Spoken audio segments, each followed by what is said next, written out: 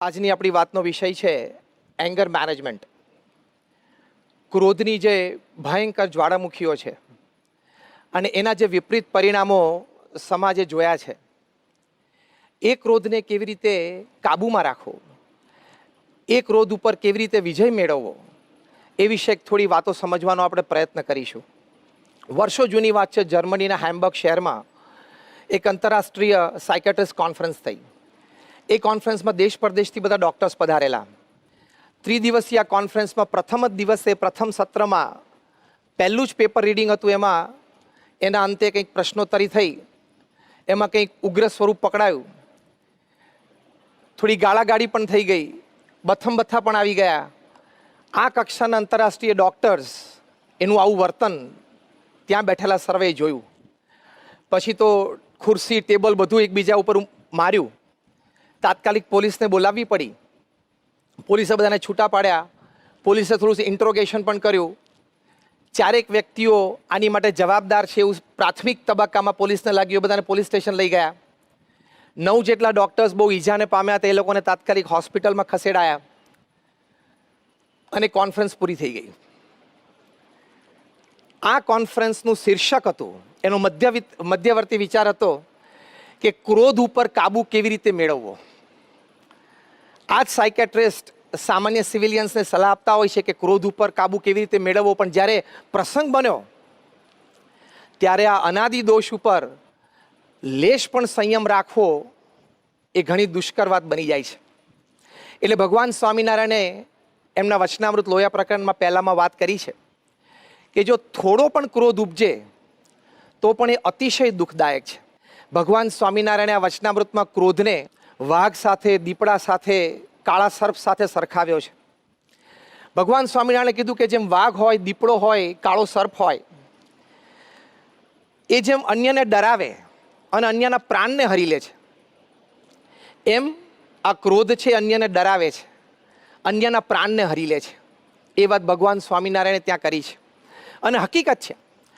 વર્ષો પહેલાં મુંબઈમાં એક પ્રસંગ બનેલો. એક કોર્પોરેટ ઓફિસમાં કદાચ કોઈ ટાર્ગેટ અચીવ નહીં થયો હોય એટલે ગુસ્સામાં બોસે મિટિંગ કરી અને બધાને ખૂબ ફાયરિંગ આપ્યું.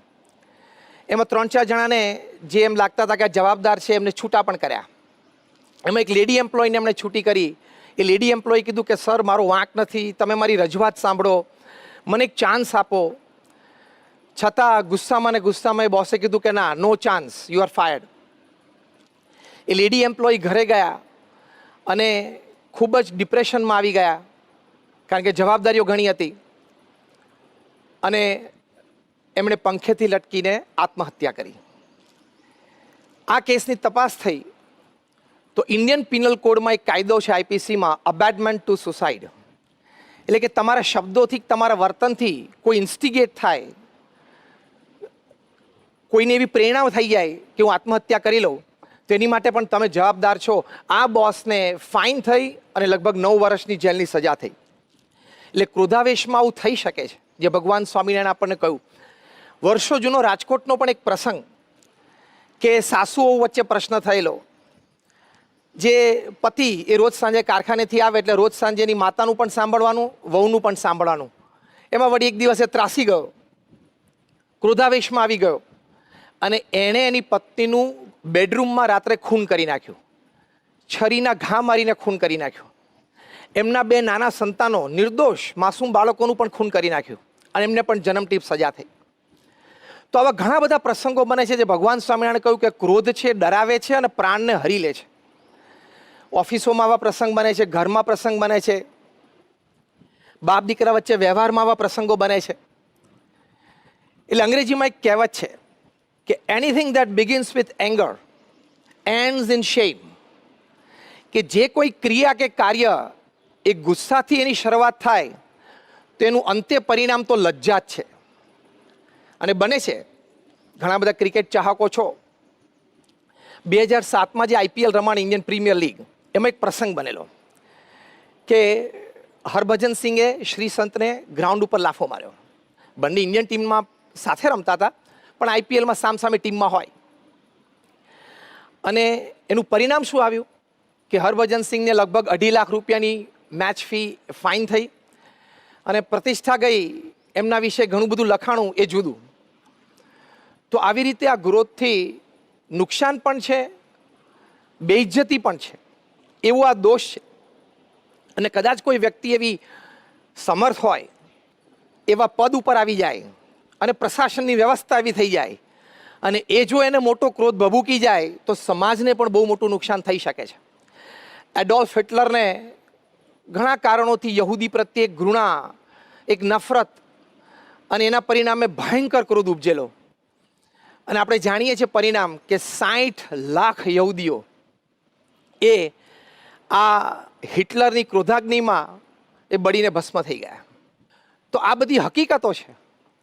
કેટલા બધા આવા પ્રસંગો બને છે. You would be surprised to know that every day 1000 people are killed by domestic guns. Military guns નથી વાત કરતા આપણે, ડોમેસ્ટિક ગન્સ, કે ઘરમાં પરિવારમાં ક્યાંક શૂટિંગ થાય, કોઈ કિશોર કે યુવાન હોય એ સ્કૂલમાં કે કોલેજમાં જઈને શૂટિંગ કરે, એમના યુવાનોને કે મિત્રોને કે ટીચર્સને શૂટ કરી દેવા પ્રસંગો પણ બન્યા છે. રોજ 1000 વ્યક્તિ તો ડોમેસ્ટિક ગન્સની શૂટિંગથી મરે છે. તો આવા પરિણામો ક્રોધના આપે બધાએ પણ નાના મોટા પ્રસંગે, કદાચ આ કક્ષાના નહીં પણ ક્રોધથી કંઈક સંબંધો બગડે, બોલાચાલી થઈ જાય, કંઈક મર્યાદાઓ તૂટી જાય, અબોલા થઈ જાય, એવા ઘણા બધા પ્રસંગો તો આપણે બધાએ પણ અનુભવ્યા છે. એટલે આ એક વાત હકીકત છે. અને આ ક્રોધ, એની શારીરિક અસરો પણ આપણી ઉપર ઘણી બધી છે. અમેરિકન જર્નલ ઓફ એપિડેમિયોલોજી એમાં 2001ની સાલમાં એક આર્ટિકલ આવેલો.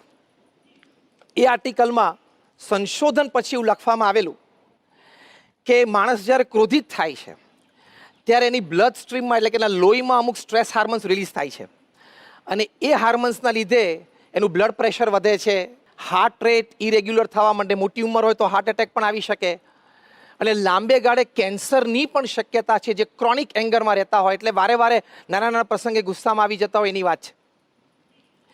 એટલે ગુસ્સો એ બધી રીતે આપણને નુકસાનકારી છે, બધી રીતે આપણને નડતરરૂપ છે. એક વાત હકીકત છે જે આપણે સૌ પણ જાણીએ છીએ, પણ આપણે એને કંટ્રોલ નથી કરી શકતા. તમને આશ્ચર્ય થશે કે અમેરિકામાં રેડફોર્ડ વિલિયમ્સ એ પોતે બિહેવિયર મેડિસિનના એક્સપર્ટ છે. એમણે કહ્યું કે દુનિયામાં 20% લોકો એક ક્રોધિત પ્રકૃતિ ધરાવે છે. બહુ વર્ષો સુધી એમણે એંગર મેનેજમેન્ટ ઉપર સંશોધનો કર્યા છે. બીજા 20% લોકો એવા છે જે કેઝ્યુઅલી ફ્રી લિવિંગ જેવા છે, એટલે કે આમ ચલાવી લે, મોટું મન રાખે, જતું કરે. બાકીના આપણે બધા આ બેની વચ્ચે ક્યાંક ને ક્યાંક અમુક પર્સન્ટેજમાં રમીએ છીએ. હવે આપણને કેવી રીતે ખબર પડે કે આપણે હાલતું ચાલતું પ્રેશર કુકર છીએ કે નહીં? તો રેડફોર્ડ વિલિયમ્સે એમના સંશોધન પરથી કહ્યું કે પહેલું, આપણે ક્રોધિત પ્રકૃતિ છે કે નહીં એ તપાસ કરવા માટે કે આપણામાં નેગેટિવ ફિલિંગ્સ કેટલી ઉત્પન્ન થાય છે. પ્રસંગે, વાતમાં, વ્યક્તિઓ સાથે સંબંધમાં વારાઘડીએ નેગેટિવ ફિલિંગ્સ ઊભી થતી હોય તો સમજવાનું કે આપણી થોડી ક્રોધિત પ્રકૃતિ છે. બીજું એમણે કહ્યું અગ્રેસિવનેસ, આક્રમકતા હોય, આપણા મન પ્રમાણે વાત બની નહીં, આપણા મન માટે થોડો ફેરફાર કર્યો, આપણા આયોજનમાં થોડોક ફેરફાર થયો, એમાં તરત આપણે આક્રમક થઈ જઈએ, તો એ સમજવાનું ક્રોધિત પ્રકૃતિ છે. ત્રીજું એમણે કહ્યું સિનિસિઝમ. સિનિસિઝમ એટલે આમ એક જનરલ ડિસ્ટ્રસ્ટ ઓફ પીપલ, એટલે કે આમ માનવ દ્વેષ જેવું. નજીકનું વર્તુળ હોય, નજીકના લોકો હોય, એની માટે પણ એમને અણવિશ્વાસ રહ્યા કરે, એમની વાત કે એમના વિચાર કે એમના મોટિવ્સમાં પણ એમને શંકા રહ્યા કરે. તો આ ક્રોધિત પ્રકૃતિ છે. એટલે નેગેટિવ ફિલિંગ્સ હોય, અગ્રેસિવ એટીટ્યુડ હોય, સિનિસિઝમ હોય, તો એ ક્રોધિત પ્રકૃતિ છે. તો આપણે થોડીક અંતરદ્રષ્ટિ કરીને આપણો તપાસ કરવાનો કે આપણે એ ક્રોધિત પ્રકૃતિ કેટલી છે. હવે એને મેનેજ કરવું, કંટ્રોલ કરવો એ અત્યંત આવશ્યક છે.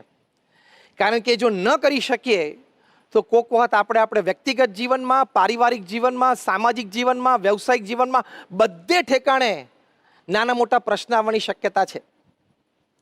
તો એ ક્રોધને આપણે કેવી રીતે મેનેજ કરવો, એ મેનેજ કરવો ખૂબ જરૂરી છે અને દરેક વ્યક્તિ માટે જરૂરી છે. જો એ ક્રોધને પ્રોપરલી મેનેજ ન કરી શકે તો આપણે જોઈએ એવા માઠા પરિણામો પણ આવી શકે છે. તો પહેલી અગત્યની વાત છે સ્પોટ એંગર, કે તમને તાત્કાલિક ક્રોધ ઉપજ્યો, કોઈ વ્યક્તિ સાથે વાર્તાલાપમાં, ચર્ચામાં અથવા કોઈ દ્રશ્ય જોઈને અને એકદમ ક્રોધ શૂટઅપ થઈ ગયો તો ત્યાં ઇમરજન્સી શું કરવું?